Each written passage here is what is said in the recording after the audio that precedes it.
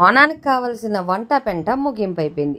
ఇక్కడి నుంచి మనం చేసేది ఏంటంటే హోనా సెలబ్రేషన్స్. ఇంక మా సార్ అయితే మాత్రం ఫోటో షూట్ చేయడానికి చాలా బిజీగా ఇటు అటు తిరుగుతాను ఉన్నారు. ఇంక మా పొట్టిది మా మేడం అయితే మాత్రం ఫోటో షూట్కి రెడీగా ఉన్నారు. అక్కడ ఉన్న పువ్వులు గీవులన్నీ అది పీక పెడతానే ఉంది. ఇంకెక్కడైతే చూశారు కదా, మేమైతే మాత్రం ఆల్మోస్ట్ అంతా రెడీ అయ్యే ఉన్నాం. ఆల్రెడీ మీకు మొన్న చెప్పాను కదా, మా మేడం ఒక $50 ఇచ్చారని. $50 కాకుండా తెల్లవారి నాకు ఈ చీర కూడా ఇవ్వడం అయితే జరిగింది.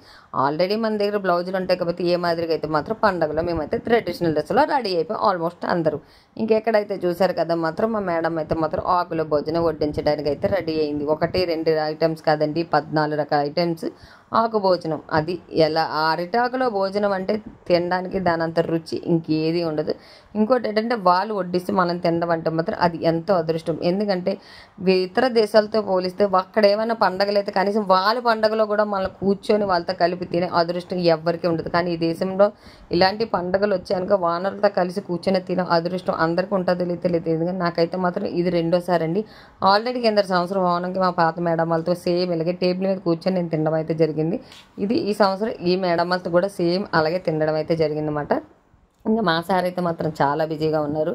ఆకులో భోజనం అయినా సరే ముక్క జక్క లేకపోతే మా సార్కి అయితే మొత్తం దిగదు. అందుకే ఫోటోలు వీడియోలు అన్నీ అయిన తర్వాత ఆకులో మాత్రం చికెన్ వేసుకొని తినేస్తున్నారు. ఇక్కడైతే చివరితో పాయసంతో ముగించేస్తున్నమాట. మేమైతే మాత్రం మొత్తానికి 14 రకాల ఐటమ్స్లో ఉండేది నేను 2 అయితే మిగతా మొత్తం అంతా మా మేడంకే నేను క్రెడిట్ ఇవ్వాలండి. ఎందుకంటే అంతకంత హెల్ప్ నాకు అంత చేయలేదు. చెప్పాను కదండి, ఇలాంటి దేశంలో మనకి ఇలాంటి ఫెస్టివల్ అంటే ఎంతో కొంత హెల్ప్ మేడమ్స్ ఉంటాయి.